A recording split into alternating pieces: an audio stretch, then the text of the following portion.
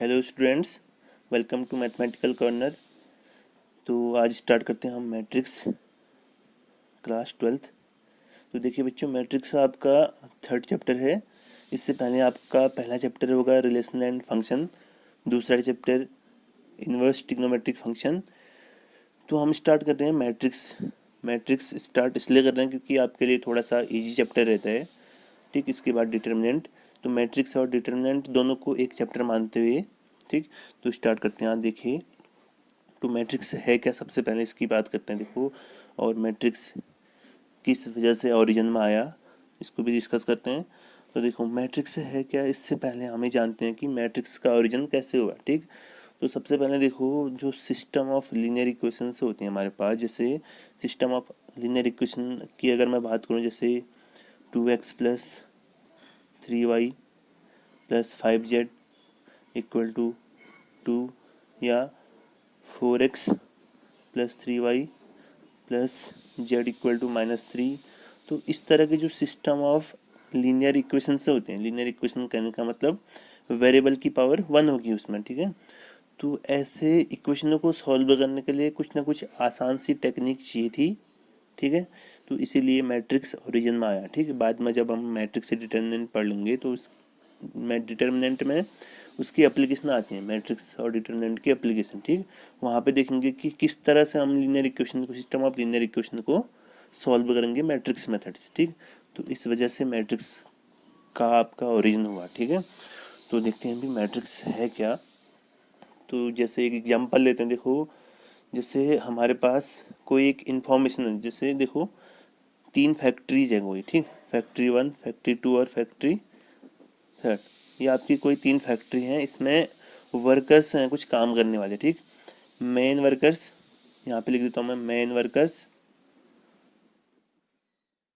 और यहाँ पे कुछ वुमेन वर्कर्स भी हैं आपके, ठीक है, women workers.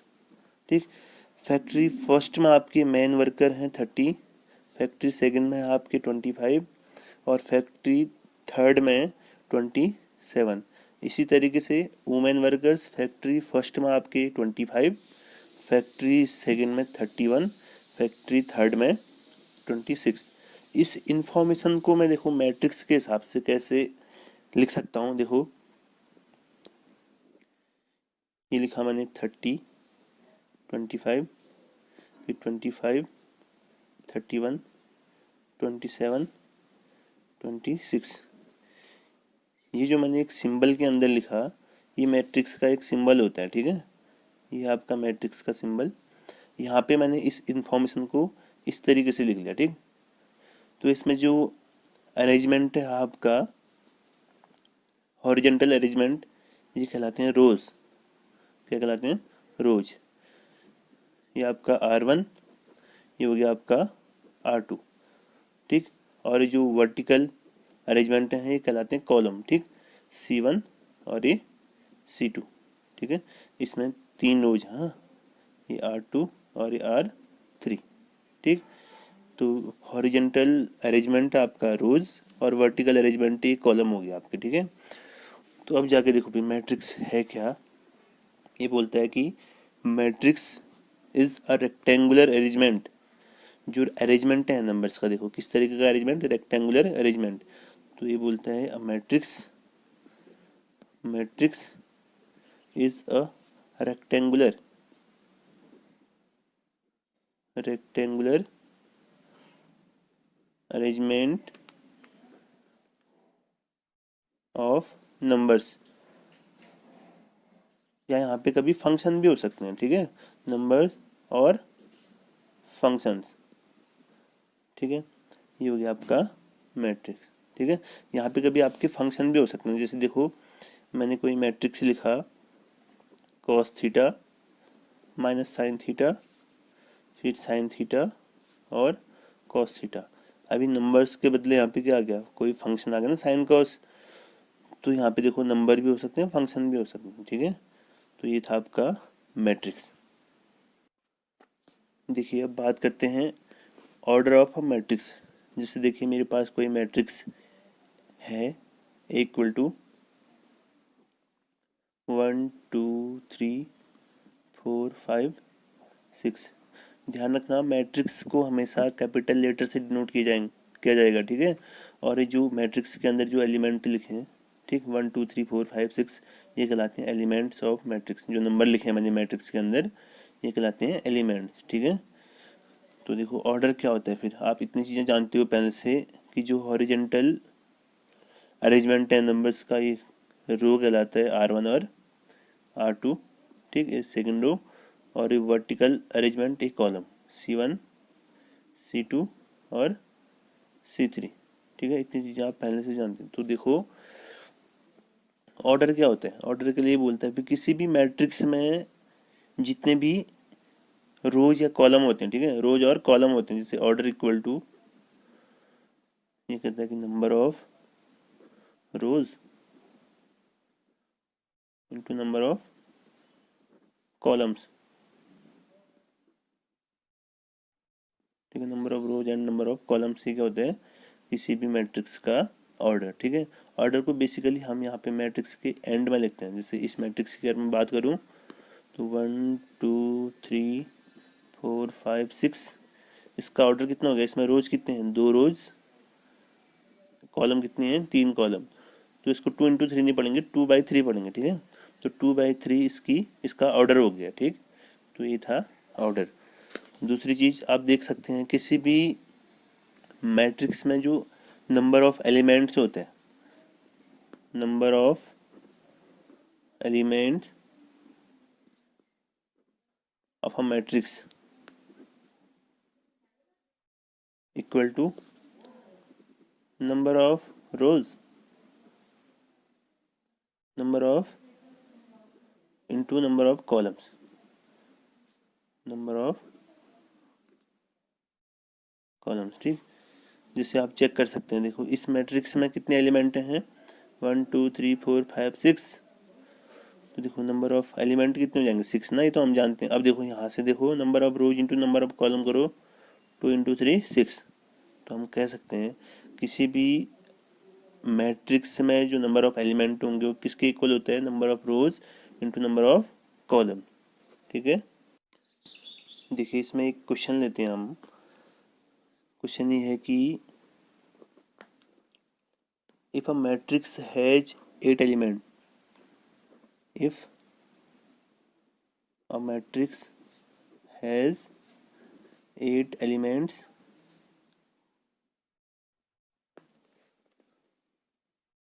what are the possible orders, what are the possible orders,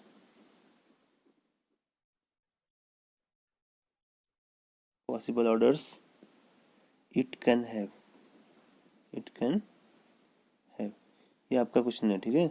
इसने ये बोल रहा है कि अगर किसी मैट्रिक्स में 8 एलिमेंट हैं तो उसके पॉसिबल ऑर्डर क्या क्या हो सकते हैं। देखो अभी मैंने आपको बताया था कि किसी भी मैट्रिक्स में जो नंबर ऑफ एलिमेंट्स होते हैं, number of rose into number of columns के इक्वल होते हैं। तो देखो नंबर ऑफ एलिमेंट्स कितना है आपका 8, तो ये number of rose into number of column के इक्वल ही होगा। तो देखो प्रोडक्ट है हमेशा हमको कितना लाना है, 8। तो एक पॉसिबिलिटी है कि 1 इंटू 8 करो, या फिर 8 इंटू 1, एक 2 इंटू 4 करो, या फिर 4 इंटू 2, ठीक है। और कौन कौन सी पॉसिबिलिटी हो सकती है, बस फिलहाल ये 4 पॉसिबल ऑर्डर्स हो सकते हैं इस मैट्रिक्स के, ठीक है। अगर जिस मैट्रिक्स में 8 एलिमेंट हैं तो उसके ये 4 पॉसिबल ऑर्डर हो सकते हैं, ठीक है। इस तरीके से आपको क्वेश्चन मिलेंगे एक्सरसाइज में, ठीक।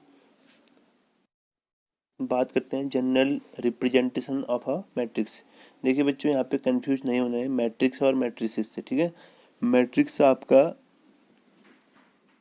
सिंगुलर वर्ड है, ठीक, सिंगुलर वर्ड है। और मैट्रिसेस ये आपका प्लूरल वर्ड हो जाएगा, ठीक है, प्लूरल वर्ड, ठीक। तो मैट्रिसेस प्लूरल और मैट्रिक्स सिंगुलर, ठीक। जनरल रिप्रेजेंटेशन देखो मैंने आपको बताया था किसी मैट्रिक्स को कैपिटल लेटर से हमेशा दिखाया जाएगा। जैसे कोई एक मैट्रिक्स है, फिर मेरे पास ए इक्वल टू AIJ, ठीक। सपोज इसका ऑर्डर कितना है M/N, तो इसमें रोज कितने हैं M और कॉलम कितने हैं N, ठीक। और यहाँ पे बोल देता हूँ मैं फॉर ऑल या आई होगा वो greater than 1 less than M, equal भी हो सकता है, ठीक है। और J greater than equal to 1 less than equal to N, ठीक। और जो आई और जे हैं ये बिलोंग करेंगे किसी नेचुरल नंबर को, ठीक है। तो ये हो गया आपका general representation of a matrix, ठीक है। जैसे देखो एग्जांपल लेते हैं, कोई मैट्रिक्स लिया मैंने ए इक्वल टू ए आई जी। अगर इसका ऑर्डर मैं 3/2 ले लूँ, इसका मतलब इसमें 3 रोज और 2 कॉलम है, ठीक। तो इसको मैं कैसे लिखूंगा फिर? और यहाँ पे देखो 3 रोज अगर 2 कॉलम है तो आई की वैल्यू 3 से कम या 3 के इक्वल हो सकती है, 1 से ज़्यादा या 1 के इक्वल। तो देखो इसको कैसे रिप्रेजेंट कर रहा हूँ मैं, 3 रोज और 2 कॉलम होंगे ना इसमें। देखो ए ए ए ए ए 3 रोज और 2 कॉलम हो गए, ठीक है।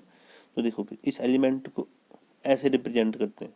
इसका मतलब A11 मतलब पहली रो का पहला एलिमेंट, पहली रो का दूसरा एलिमेंट, ऐसे दूसरी रो का पहला एलिमेंट, दूसरी रो का दूसरा एलिमेंट, ऐसे तीसरी रो का पहला एलिमेंट, तीसरी रो का दूसरा एलिमेंट, ठीक है। तो इस तरीके से आप किसी भी मैट्रिक्स को लिखोगे इन जनरल, ठीक। ये आपका जनरल रिप्रेजेंटेशन है, ठीक। अगर मैं आपसे कहूँ कि ए इक्वल टू ए आई जे कोई मैट्रिक्स है, ये 2/3 की है, ठीक। तो आप कैसे लिखोगे इसको इन जनरल? इसमें 2 रोज और 3 कॉलम है ना, A11 A12 A13, ऐसे A21 A22 और A23, 2 रोज और 3 कॉलम, ठीक। ये आपका जनरल रिप्रेजेंटेशन था किसी मैट्रिक्स का। देखिए जैसे एक क्वेश्चन लेते हैं, यहाँ पे बोला कि construct a 3/2 matrix whose elements are given by A I J equal to 1/2 mod I minus 3 J, ठीक है। तो देखो भी हमें एक 3/2 का मैट्रिक्स कंस्ट्रक्ट करना है और उसके जो एलिमेंट हैं इस तरीके से दिए गए हैं, ठीक है। तो देखो भी सिंस सॉल्यूशन में आते हैं इसके, तो सबसे पहले तो मैं एक जनरल इन जनरल एक मैट्रिक्स अपनी तरफ से एज्यूम करूंगा जिसका ऑर्डर कितना होगा 3/2। देखो लेट ए इक्वल टू, मैं अपनी ओर से एक मैट्रिक्स एज्यूम करूंगा जिसका ऑर्डर होगा 3/2। तो A11 A12 A21 A22 A31 और A32, ये मैंने कोई एक मैट्रिक्स एज्यूम किया। इसमें रोज कितने हैं? 1 2 3, कॉलम कितने हैं? 1 और 2, ठीक है। इसको मैंने इक्वेशन एक्स बोल दिया, ठीक है। अब इसके एलिमेंटों को उसने किस तरीके से डिफाइन किया गया है, देखो since A I J equal to आपको कितना दिया हुआ है 1/2 आई माइनस 3 जे, इसको हम बोलेंगे इक्वेशन वाई। तो देखो अभी एलिमेंट्स इस तरीके से डिफाइंड है हमारे, यहाँ से हम सारे के सारे एलिमेंट निकाल सकते हैं। हम जैसे देखो A11 निकालने के लिए क्या करेंगे 1/2, तो ठीक है आई की जगह पे 1 और जे की जगह पे भी 1, तो 1 माइनस 3 इंटू 1 कितना हो जाएगा आपका 3। तो ये कितना आ गया मॉड के अंदर अंदर -2, अगर मॉड हटेगा तो वहाँ से +2, तो 2/2 आपका ये हो जाएगा कितना 1, ठीक है। ऐसे देखते हैं अगला एलिमेंट A12 के लिए 1/2 तो ठीक है, आई की जगह 1 और जे की जगह 2, तो 3 2 जा 6 हो गया आपका। तो मॉड के अंदर क्या आया -5, जब हटेगा मॉड तो +5, तो 5/2 आपका सेकंड एलिमेंट हो गया, ठीक है। ऐसे चेक करते हैं अगला A21 बोले तो 1/2 तो ठीक है। यहीं से देखो आई की जगह कितना रखा 2, जे की जगह 1 रखेंगे तो 3 आ जाएगा, ठीक है। मॉड के अंदर ही अंदर -1, मॉड हटेगा तो +1, तो 1/2 आपका अगला एलिमेंट हो गया, ठीक है। इसी तरीके से देखो A22 1/2 मॉड आई की जगह पे 2 और जे की जगह पे 2, 3 2 6 हो जाएगा आपका ना। मॉड के अंदर कितना आया -4 मॉड से बाहर आया तो +4, 4/2 आपका कितना हो जाएगा 4/2 कैंसिल होके 2, ठीक। इसी तरीके से देखते हैं अगला एलिमेंट A31 1/2 मॉड आई की जगह पे 3 माइनस जे की जगह तो 1 ही रखना है अभी, ठीक। 3 into 1 3, 3 minus 3 zero, zero upon कुछ जीरो, ठीक। अगला एलिमेंट A3 2, 1/2, आई की जगह पे 3 रखना है, जे की जगह पे 2, 3 2 जा 6 हो जाएगा आपका, ठीक। देखो ये कितना हो गया, फिर -3 नोट से बाहर आया तो +3, तो 3/2 आपका ये एलिमेंट 2 का। देखो हमने सारे के सारे एलिमेंट, ठीक है, जो हमको डिफाइंड था एलिमेंट उसकी हेल्प से निकाल दिए, ठीक। तो देखो लास्ट में क्या लिखेंगे, therefore from equation x, equation x में इन सारे एलिमेंटों की वैल्यू को रखो तो हमारे पास एक मैट्रिक्स ऑब्टेन हो जाएगा, ठीक है। A11 कितना था आपका 1, A12 5/2, A21 आपका 1/2, फिर ये है 2, अगला एलिमेंट 0 और ये 3/2। इस तरीके से आपका एक मैट्रिक्स फॉर्म हो गया जिसका ऑर्डर कितना है 3/2, ठीक। ये था आपका जनरल रिप्रेजेंटेशन पे बेस्ड क्वेश्चन।